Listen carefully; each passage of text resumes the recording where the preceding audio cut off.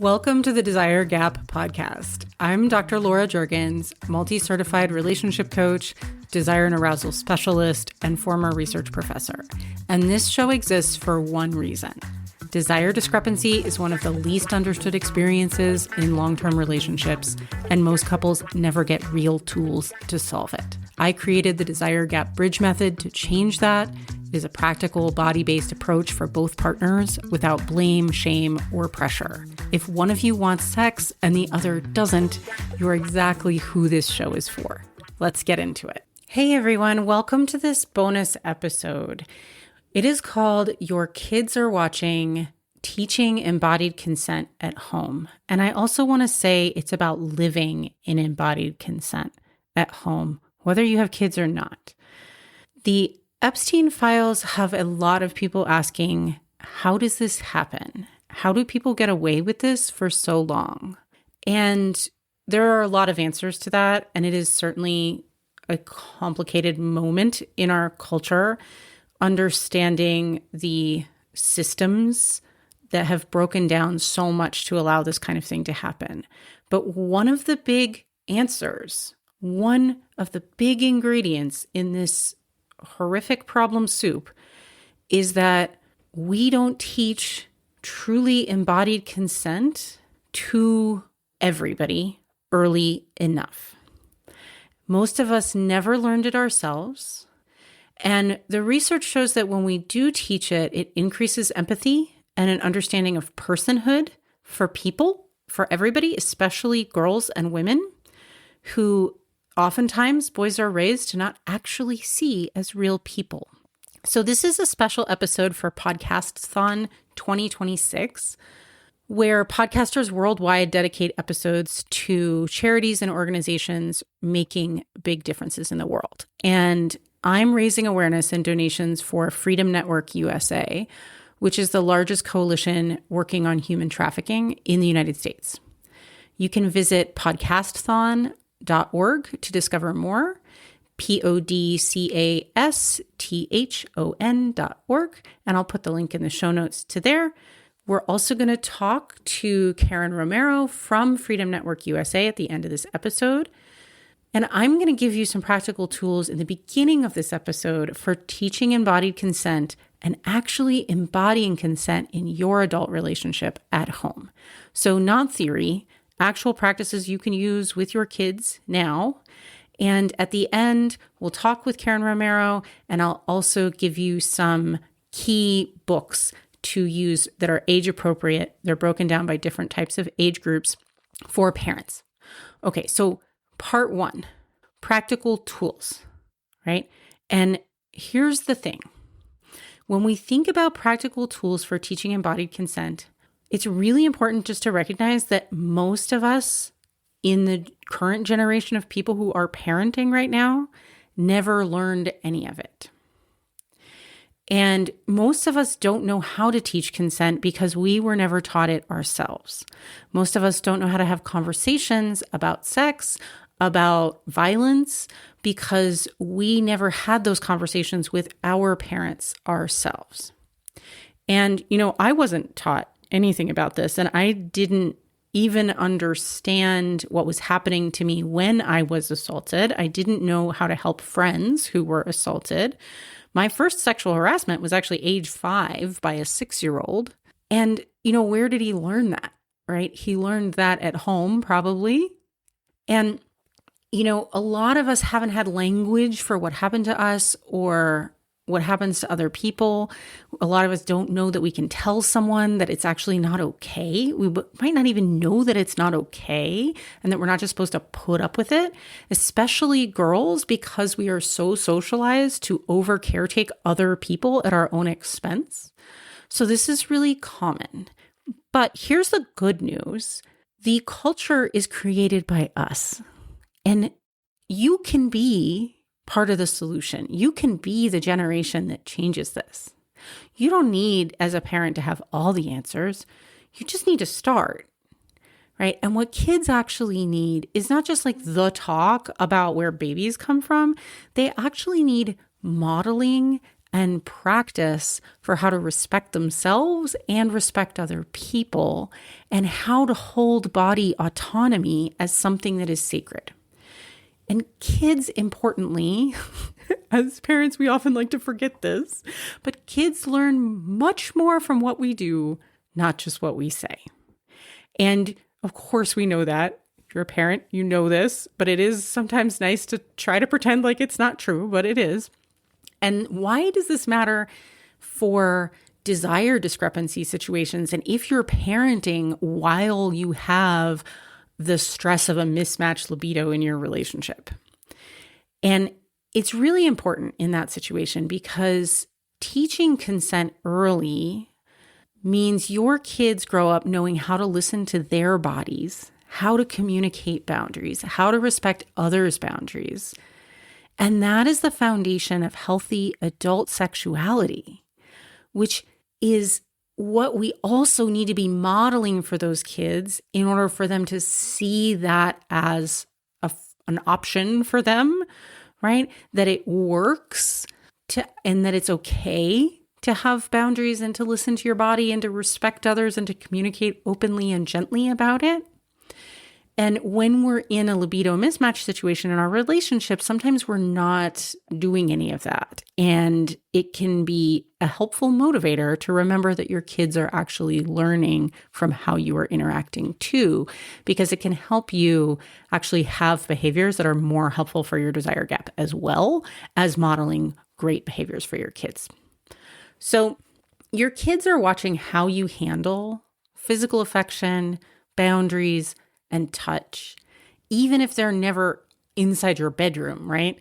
They're not just seeing, it's not that they're seeing you having sexual encounters, it's that they're seeing you having day-to-day encounters and negotiations around touch, affection, and boundaries.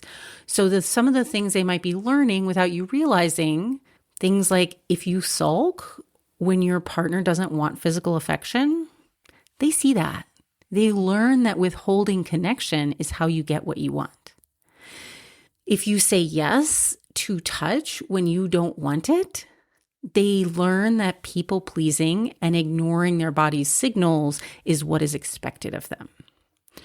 If you force them to hug or kiss relatives, regardless of whether they want to, or just fail to check in with whether they want to, they learn that their actual desires, what they want, doesn't matter, and that their no doesn't matter when somebody is expecting affection from them. And I'm not saying any of this to shame any parents out there. Life is hard as a parent. I am saying it because once you see it, you can change it. And because most of these behaviors are passed down from our parents, from generation to generation, we actually need to start seeing them and what the end result of them is in our lives in order to intervene and stop this process of passing down some toxic behaviors to kids. So some of the things that kids need to see instead are partners checking in with each other. Would you like a hug? Hey, is now a good time for a hug, right? Boundaries being respected. I don't feel like being touched right now. Having that met with, okay, no problem. Thanks for letting me know. Being asked instead of told, right? About do you want a hug right now? Does your body want a hug right now? Or would you rather not, right? Leaving the door open without judgment and starting to model what I call embodied consent, which is really different than what's being taught in schools a lot right now, which is sort of brain-based consent. Like I asked, they said yes, but a lot of times there's this undercurrent of shoulds and coercion and people-pleasing and stuff going on. When you are checking in with your actual body and your children are checking in with their actual body to see what they actually want in the moment and what their body's up for, it will teach them not to override their own signals to please other people. And that is a skill that you as a parent can teach kids so well. And it's not that hard. They get it. They really get it from a pretty young age because Everybody, in fact, the younger the kid, oftentimes the more connected they are to their body's signals. And if you allow them to have the time to check in with those things and you encourage that, they can get really good at it really fast. Okay, so some practices to start today. I want to give you 5 practices. 1, switch from forcing physical affection through your language. And instead of things like go give grandma a hug, which is directing physical affection, right? Try, would you like to give grandma a hug? Or would you like to give mommy a hug? Or would you rather wave high five, blow a kiss, do a little dance with her, whatever. Instead of saying, go do this, check in and actually ask the kid, do you feel like doing this? Or would you like to do something else, right? Let them practice saying no. Let them see that their no is respected, that they're allowed to have body autonomy. That also teaches them that other people are allowed to have that. And if you have multiple kids, this is a great way to practice is by teaching it that your sibling is also allowed to say no, right? And that we want to start respecting those things. So that's number 1. Stop being directive about physical affection. Number 2 is teach body check-ins. What does your body want right now? Do you want to run around or do you want to just sit quietly or do you want to snack, right? A lot of times people are doing this kind of thing, but then when it comes to affection, it goes out the window. So we want to teach body check-ins when it comes to affection too. How does your body feel when you think about X, Y, or Z? How does it sound to you on the inside? Do you feel anything on the inside? Like, how does your tummy feel when you think about giving that person a hug? Teaching them to notice their body signals instead of overriding them. And number 3, model asking your partner in front of them age-appropriate touch consent questions, right? So things like, you might ask your partner, would you like a hug right now? Or should I check back later? Instead of going up to your partner and groping them while they're doing the dishes, asking, is now a good time for me to give you a bear hug from behind, right? Asking your partner in front of them, can I hold your hand? Asking even just what feels good right now. Let your kids see the negotiation and the curiosity and the just openness and respect for a no, not right now, and not see you withdraw or sulk or take it personally because someone isn't available for that right now. Let them see that it's okay to both ask and to say no, and that it can stay connected. Number 4, make it a family value. In our family, everyone gets to decide what happens to their body. Your no always matters. Say it out loud, repeat it, normalize it, make it a family value. Number 5, walk the walk in your adult relationship. And if you're struggling with this, if you don't know how to say no without guilt, or if you feel resentful when your partner says no or sets boundaries, your kids are picking up on that. And it's also not helping your relationship feel clean and open and playful and consent-based. So the best thing you can do for yourself and for them is to learn embodied consent yourself. And I have a list of age-appropriate consent books for kids on these show notes. So you can go get them. They're actually a link to the list on my blog, and you can download that, you can print it out and read some of them yourself, right? And read them to your kids. So if you need help with this, I hear a lot from parents, look, I want to teach consent to my kids, but I don't actually know how to do it in my own relationship. And if that's you, you are not alone. Most of us weren't taught, right? So if you're saying yes to sex you don't want, if you're feeling resentful when your partner says no, if you're avoiding physical affection because you think that you're supposed to be on the hook to like finish your partner off and you don't want to always sign up for that, if you're disconnected from what you actually desire, and if you're struggling with desire discrepancies in your relationship, this is exactly what I help people with. I teach embodied consent, moving from knowing intellectually and thinking about it to actually being able to do it in your body and relationship.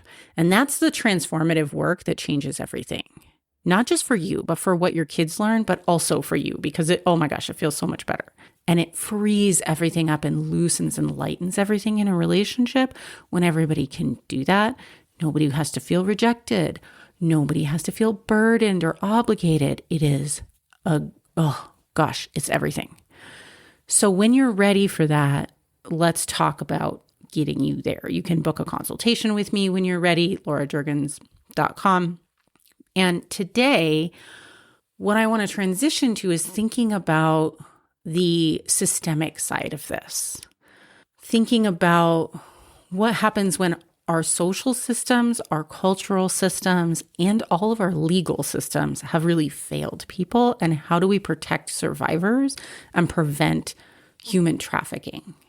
And so I'm going to introduce you to Karen Romero, the co-executive director of Freedom Network USA, and we're going to have a little conversation about what they do and why we need to bring the lens to families, but we also need to bring the lens out to society in general, and it'll give you a sense of their work and how you can help. Okay, so I am joined by Karen Romero, co-executive director of Freedom Network USA. Karen has nearly 20 years of experience working on human trafficking. Can you tell us what Freedom Network USA does?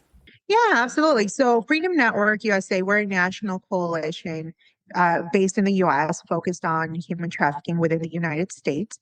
And we are a coalition of advocates, service providers, legal service providers, social service providers, as well as survivor leaders working towards addressing human trafficking in the United States through what we call a human rights-based approach. So that is looking at the root causes of human trafficking in order to end human trafficking. A lot of times we think of human trafficking as the end product, but we don't necessarily give a lot of time to the reasons and the systems that fuel human trafficking, including economic instability, the lack of immigration protections, safe housing, labor protections, worker rights, access to justice for women, including as well as LGBTQ plus communities. So there's a lot of communities that are often more vulnerable and have heightened vulnerabilities to human trafficking because of the systems that we have within